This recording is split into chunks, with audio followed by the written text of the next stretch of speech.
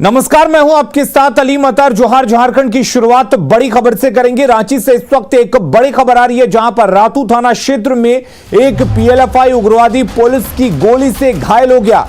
मखमंदरो बाजार के पास लातेहार पुलिस की टीम ने उसे गोली मारी।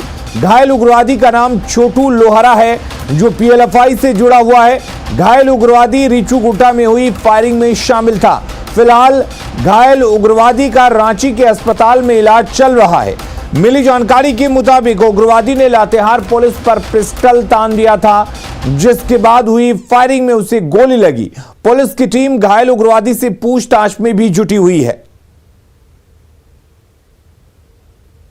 हम आपको वही जगह दिखा रहे हैं जहां पर ये फायरिंग की वारदात हुई थी, जिसमें पीएलएफआई का एक उग्रवादी छोटू लोहरा जो है वो पुलिस की गोली से घायल हो गया। वहीं दूसरा जो आरोपी था वो इसी रास्ते से भाग गया है। कई लोग मौजूद भी थे जिस वक्त ये पूरी वारदात हुई। जानकारी के अनुसार पुलिस की टीम जैसे ही पहुंची है, उसी दरमियान उग्रवादियों ने हथियार को निकाला है। उसके पश्चात पुलिस के द्वारा ये फायरिंग की गई। आप लोगों ने आवाज़ सुनी थी, क्या कुछ हुआ था यहाँ पर? किधर से भागा था वो? उसको तो हम लोग नहीं देखे, खाली आवाज़ सुने थे जी। तो यहीं पे गोली चली थी? खाली आवाज़ सुने, कहाँ पर चला उसको भी नहीं देखे। हाँ। तो यहाँ पर और मतलब आप लोग को उस समय क्या लगा? डर लग रहा था कि गोली चल गई? नहीं, डर तो नहीं लगा। हम लोग को तो टायर आवाज़ किया बोल के डर नहीं लगा। हाँ। फिर उसके बाद अफरा तफरी, थोड़ा सा पुलिस को देखे? हाँ, पुलिस को देखे थे, आया था। आप यहीं पर थे उस वक्त? नहीं, उस वक्त नहीं थे, हम तो उधर कपड़ा धो रहे थे बाथरूम तरफ। उसी समय का? हाँ। तो कुछ जो यहाँ पर स्थानीय लोग हैं उनका कहना है कि वो इसी आसपास में थे, उसी दरमियान यहाँ पर फायरिंग की वारदात हुई थी। हालांकि इसी रास्ते से जो दूसरा उग्रवादी था वो इसी रास्ते से भागा है, ये जानकारी ज़रूर स्थानीय लोग दे रहे हैं। वहीं पुलिस जो है, जो घायल छोटू लोहरा है, उसका इलाज जो है वो रिम्स में करवा रही है। वहीं दूसरे आरोपी की तलाश में पुलिस जुटी हुई है। अब देखना होगा कि पुलिस को कब तक इसमें सफलता मिलती है। लेकिन जो जानकारी सामने आ रही है, जो दूसरा उग्रवादी था वो ज़्यादा खतरनाक था और पुलिस उसी की तलाश में यहाँ पहुंची थी। तो कहा जाए तो पुलिस के हाथों से एक बड़ा अचीवमेंट है वो फिसलता हुआ नजर आ रहा है। न्यूज़ 18 के लिए रांची से ओम प्रकाश। लातेहार में नक्सलियों का उत्पात देखने को मिला, जहां लातेहार टोरी रेल खंड के डेमू रिचू घाट स्टेशन के बीच बम धमाके से लाइट इंजन डिरेल हो गया। इस घटना में रेलवे की अप और डाउन दोनों पटरियां क्षतिग्रस्त हो गई, जिससे रेल का आना जाना प्रभावित रहा। हालात को सामान्य करने के लिए रेलवे के अधिकारी मौके पर जुटे, जिसके बाद अप और डाउन लाइन की मरम्मत कर रेल सेवा सामान्य की गई। घटनास्थल से माओवादियों का एक पर्चा भी मिला है, जिसमें कई मांग रखी गई है। वहीं नक्सली घटना के बाद पुलिस खास सतर्कता बरत रही है। जब से हम लोग को सूचना मिली है तो हमने टैक्टिकल मूवमेंट किया है, अपने फोर्स को यहाँ अंदर भेजा है पीओ पे, और अभी अप लाइन ऑलरेडी स्टार्ट हो गया है। पहले उसका ट्रायल रन कराया गया और अभी तो पूरी तरह से वो रनिंग कंडीशन में। मुझे लगता है जल्दी ही डाउन लाइन भी स्टार्ट हो जाएगा। बाकी आसपास के एरिया को फोर्सेज ने डोमिनेट करके रखा हुआ है। हमने सारे एरिया, आसपास के एरियाज़ को सैनिटाइज भी करवा दिया है हमारी बीडीडीएस टीम के थ्रू, डॉग स्क्वाड के थ्रू भी। लातेहार के रिचू घाट और डेमू स्टेशन के बीच लगभग रात में 12 से 1 बजे के बीच ब्लास्ट की घटना होती है। उसके बाद से रेलवे अधिकारी और पुलिस प्रशासन लगातार कहें तो सतर्कता बरत रही है। आप हमारे ठीक पीछे देखिए कि अभी हम घटनास्थल पर मौजूद हैं, ग्राउंड जीरो पर मौजूद हैं, और आप देखिए कि जो मरम्मत का कार्य है वो बहुत तेज़ी से चल रहा है। और यहाँ करीब 100 से भी अधिक संख्या में जो मैन पावर है वो लगाया गया है, ताकि जल्द से जल्द जो रेलवे यातायात सुविधा है उसको बहाल कर दिया जाए। आप देखिए कि काफ़ी संख्या में मजदूरों को यहाँ पर लगाया गया है और रेल की पटरियों को फिलहाल मरम्मत करने का काम किया जा रहा है। आपको बता दें कि इस घटना में दोनों पटरियां क्षतिग्रस्त हो गई थी, साथ में ऊपर बिजली के खंभे भी क्षतिग्रस्त हो गए थे। इन सभी की मरम्मती, हालांकि बिजली व्यवस्था बहाल कर दी गई है, लेकिन अभी जो रेलवे ट्रैक का काम है आप देख सकते हैं कि लगातार जारी है। ब्लास्ट की जो इंटेंसिटी थी वो काफ़ी खतरनाक थी, और आपको बता दें कि रेलवे ट्रैक के आसपास भी इसके पत्थर उड़कर चले गए थे, इसकी इंटेंसिटी इतनी खतरनाक थी। Sanjay Bharati, news 18, Latehar. Social sites के जरिए नाबालिगों को फंसाने का खेल इन दिनों कुछ ज्यादा ही बढ़ चला है। इसी कड़ी में रांची के चुटिया थाना क्षेत्र से एक नाबालिग को अपने जाल में फंसाकर ट्रैफिकर गोवा ले जा रहा था और वहां पर ले जाकर बेचने की फिराक में थे। इसकी जानकारी मिलने के बाद CWC और पुलिस के सहयोग से लड़की को क्रूज पर पहुंचने से पहले रेस्क्यू कर लिया गया।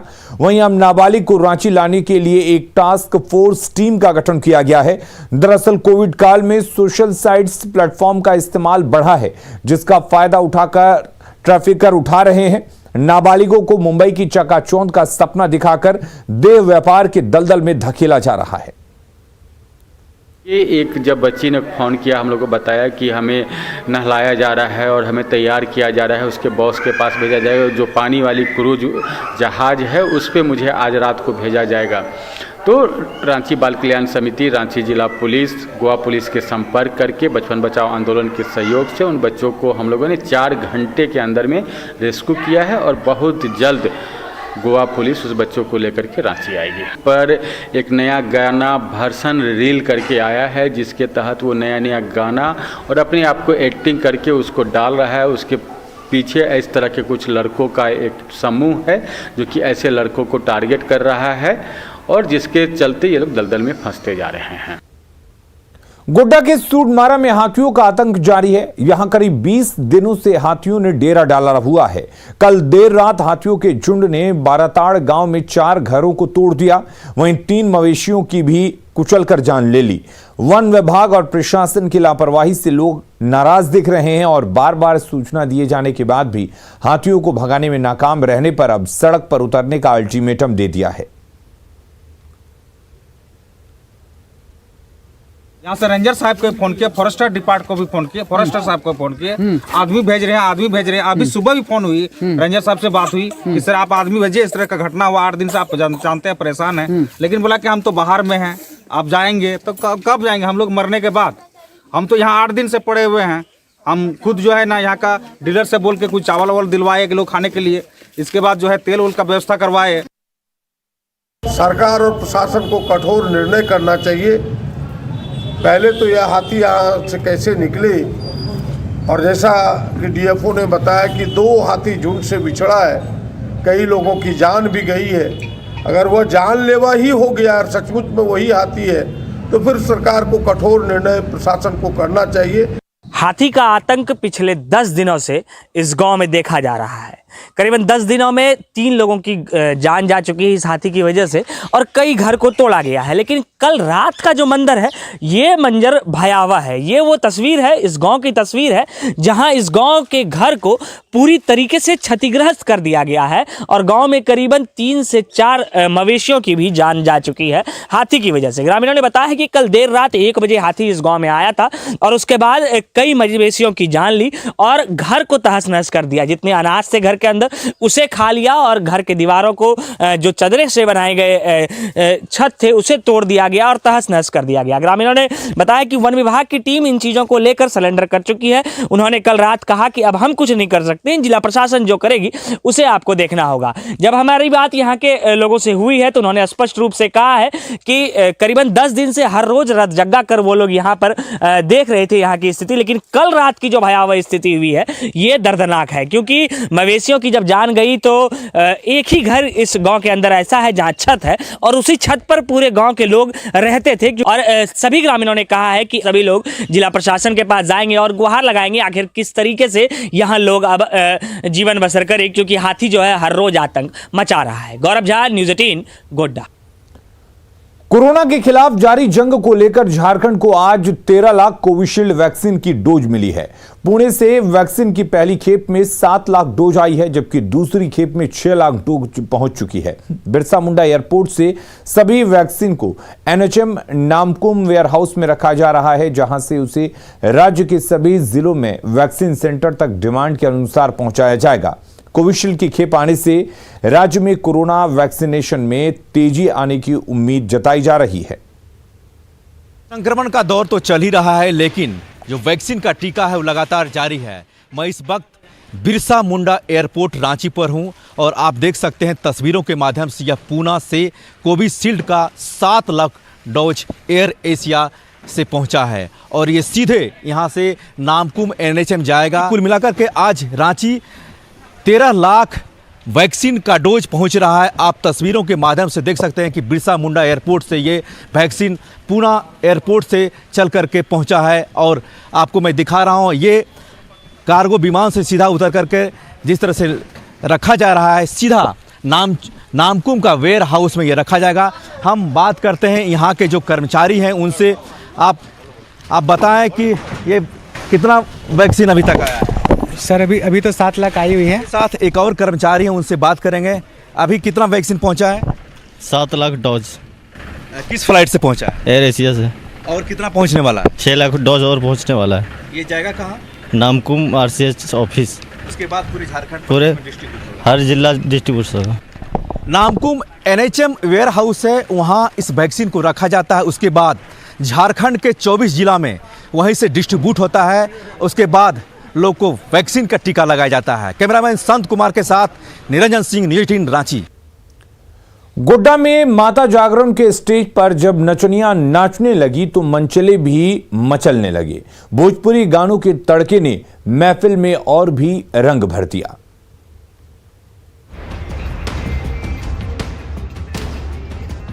स्टेज पर नचनियां नाच रही है, भोजपुरी गानों पर ठुमके लगा रही है और उस नाच को देख रही सिरफिरों की टोली सीटी बजा रही है। ये वायरल वीडियो है गोड्डा के सैदापुर गांव का, जहां स्टेज तो सजा था भक्ति जागरण का, लेकिन उस स्टेज पर अश्लील भोजपुरी गाने गूंजने लगे और उन गानों पर डांसर डांस करने लगी। तो भक्ति जागरण देखने के लिए जुटी भीड़ खुद को रोक नहीं सकी और नचनिया के संग संग थिरकने लगी।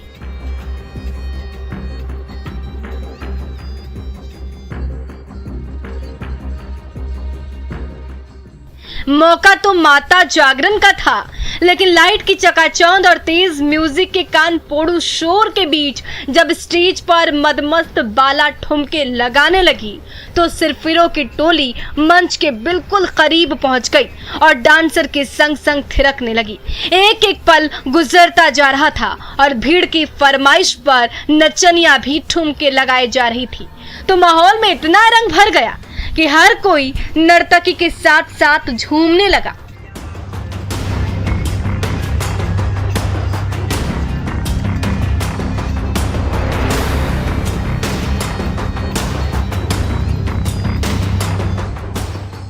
मंचलों की फरमाइश पर भोजपुरी गानों की स्वर लहरी गूंजती जा रही थी और उस धुन पर ऑर्केस्ट्रा गर्ल जलवे दिखाई जा रही थी।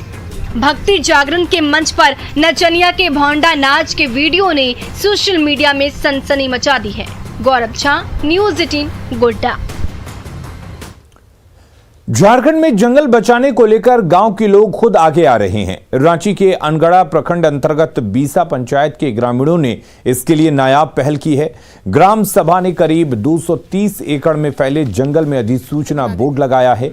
इस अधिसूचना का उल्लंघन करने वालों को आर्थिक और शारीरिक दंड का प्रावधान किया गया है। गांव की सुरक्षा के लिए हर दिन अलग अलग टोली की ड्यूटी लगाई जाती है, जिनका काम जंगल को लकड़ी माफियाओं से बचाना है। बीसा ग्राम सभा जंगल बचाने के लिए क्या कुछ काम कर रही है, इसे लेकर लोगों से बातचीत की न्यूज़ 18 संवाददाता अविनाश कुमार ने। झारखंड में जल, जंगल और जमीन का नारा बुलंद होता है।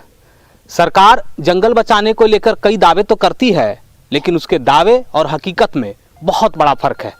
यही वजह है कि झारखंड के जंगल को बचाने के लिए गांव के लोग सामने आते हैं। इस वक्त जिस जगह पर मैं खड़ा हूं, ये बीसा गांव है, बीसा पंचायत है, अनगढ़ा ब्लॉक की बात करें। सामने जो आप बोर्ड देख रहे हैं, ग्राम सभा अधिसूचना उस पर लिखा है और उस अधिसूचना में बहुत सारी ऐसी जानकारी दी गई है, संविधान का हवाला दिया गया है, जो जंगल बचाने के लिए सरकार के द्वारा ही कही जाती है, उसका हवाला दिया जाता है। जो लोग यहाँ बैठे हैं, ये वही लोग हैं जो अपने जंगल को बचाने के लिए खुद आगे बढ़ चुके हैं। 230 एकड़ के करीब जंगल है और जंगल बचाने का अभियान थोड़ा नायाब है। हमारे साथ मुखिया जी हैं। मुखिया जी, सबसे पहले ये बताइए, जो बोर्ड आप लोगों ने लगाया है, क्यों लगाया और इसकी आवश्यकता आपको क्यों पड़ी है? मैंने वन अधिकार समिति के माध्यम से माने जंगल का पट्टा गांव का आदमी को दिया जा सकता है। तो वही सोच के हम लोग अपना गांव में माने बैठक करके समिति बना करके और इस वन का अधिकार लेने के लिए हम लोग अपना वन क्षेत्र में एक बोर्ड बना के हम लोग माने लगाए हैं। अगर इस चीज़ का कोई उल्लंघन करता है, अगर समिति को ना बताते हुए जंगल को काटता है, तो हम लोग उसको आर्थिक भी करते हैं और शारीरिक भी करते हैं। जिनका अगर ड्यूटी 2 दिन का हो, 1 दिन का हो, अगर वो काट रहे हैं, उनके उपस्थिति में हो रही है, तो हम लोग उनको डबल ड्यूटी करते हैं। उस जंगल को बचाना है जिस जंगल से आजीविका आपकी चल सकती है, जिस जंगल से आप स्वस्थ रह सकते हैं, जिस जंगल से आपके परिवार का विकास हो सकता है। इसलिए ये तमाम लोग जंगल को बचाने के लिए लगातार प्रयास कर रहे हैं। न्यूज़ 18 के लिए अविनाश कुमार, रांची। जंगल बचाने को लेकर झारखंड का लोकप्रिय गीत भी लोगों को प्रेरित कर रहा है। आइए आप भी इस गीत को सुनिए और जंगल की रक्षा में आदिवासी भाई बहनों की तरह जुट जाइए। अरे गांव छोड़ब नहीं, अरे जंगल छोड़ब नहीं, माय माटी छोड़ब नहीं, लड़ाई छोड़ब नहीं। गांव छोड़ब नहीं, अरे जंगल छोड़ब नहीं, माय माटी छोड़ब नहीं, लड़ाई छोड़ब नहीं। बांध बना ले, कुइयाँ बना ले, कारखाना बना ले, बांध बना ले, कुइयाँ बना ले, कारखाना बना ले, कारखाना से PVC फैक्ट्री बना ले, से ले गाँव छोड़ब नहीं, अरे जंगल छोड़ब नहीं, माय माटी छोड़ब नहीं, लड़ाई छोड़ब नहीं। अरे गाँव छोड़ब नहीं, अरे जंगल छोड़ब नहीं, माय माटी छोड़ब नहीं, लड़ाई छोड़ब नहीं। स्वच्छता सर्वेक्षण 2021 में 100 से कम शहरी निकायों वाले राज्यों में झारखंड नंबर 1 बना है। दिल्ली स्थित विज्ञान भवन में राष्ट्रपति रामनाथ कोविंद के हाथों ये सम्मान झारखंड को प्राप्त हुआ। झारखंड के नगर विकास सचिव विनय कुमार चौबे और राज्य शहरी विकास अभिकरण के निदेशक अमित कुमार ने ये सम्मान ग्रहण किया। इस पूरे अवार्ड के बारे में बात करें तो जमशेदपुर ने काफी अहम भूमिका निभाई है। अभी जो स्वच्छता सर्वेक्षण हुआ था उसमें ये हम लोग झारखंड के लिए बहुत बड़े गर्व की बात है कि पूरे देश में सर्वे हुआ और जितने भी राज्य हैं जिसमें कि 100 से कम नगर निकाय होते हैं उसमें झारखंड को सर्वश्रेष्ठ राज्य होने का गौरव प्राप्त हुआ है।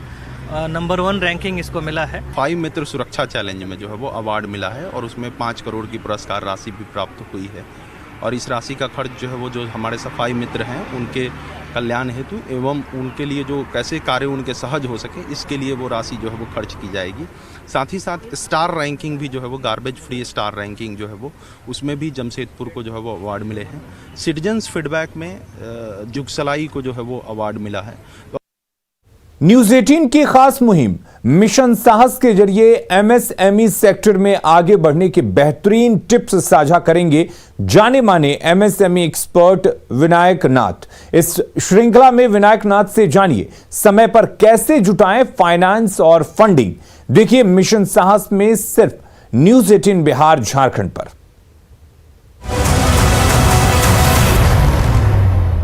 MSME आज की डेट में सबसे बड़ा चैलेंज जो देखते हैं वो है समय पे मिल पाने वाले फाइनेंस या फंडिंग का। अगर MSME फंडिंग के लिए ओपन मार्केट में जाए तो बहुत ज़्यादा इंटरेस्ट रेट होते हैं। यदि वो ओपन मार्केट ना जाकर संस्थागत इंस्टीट्यूशन जैसे बैंक जाए तो वहाँ कोलैटरल देने के चैलेंजेस होते हैं। क्योंकि MSME ज़्यादातर छोटी इकाइयों का बिजनेस काम कर रहा है, उनको सबसे बड़ा चैलेंज ये जो आता है पैसे को समय पे मिल पाने का, वो उनके बिजनेस को आगे बढ़ाने में चैलेंज होता है। सबसे बड़ी चीज़ है जो हम देख रहे हैं वो है आज भारत सरकार ने बहुत अच्छी स्कीम निकाली है 99 मिनट्स के अंदर लोन मिलने की MSME के लिए, या फिर मुद्रा स्कीम निकाली है। इस प्रकार से बहुत सी स्कीमें हैं जो भारत सरकार की आज हमें टैप करने की ज़रूरत है और हमें एज MSME ये समझना होगा कि कौन सी स्कीमें हमारे बिजनेस के लिए कारगर होंगी और उन पे हम काम करें। एक बहुत अच्छी चीज़ है उद्योग आधार हो जाने की वजह से हमारे पास एक गारंटी आ जाती है समय पे 45 दिन के अंदर पेमेंट मिलने की हमारे क्रेडिटर्स के साथ। इससे भी हमें बहुत अच्छी फंडिंग की एक सपोर्ट मिलता है, क्योंकि हमारा जो काम हम कर रहे हैं उसके पैसे हमें समय पे मिल जाते हैं। हमको इस तरह की चीज़ों को कलेक्ट करना और अपने पेपर वर्क को कंप्लीट करना ये बहुत ज़रूरी है, जिससे कि हम ये जब बैंकों के पास लेके जाएं तो वो हमको लोन देने में आसानी हो। अब बात करें कि अगर मान लीजिए किसी को 100 रुपये का लोन चाहिए और उसको उतना बड़ा कोलैटरल नहीं है उसके पास, तो वो किस तरह से वो इस पे अप्रोच करे बैंक के साथ। तो इसका एक आसान तरीका हो सकता है कि हम एक छोटे गोल्स बनाएं और बैंक के साथ काम करें कि आप हमको इतना लोन दें जिससे कि हम ये एक टारगेट पूरा कर सकें। उसके बाद उसी का नेक्स्ट उसी बैंक के साथ हम आगे अपने संबंध को बढ़ाते हुए उससे और बड़ा लोन लें। इन 2-3 माध्यमों से हम फंडिंग के चैलेंजेस को अच्छे तरह से सॉल्व कर सकते हैं।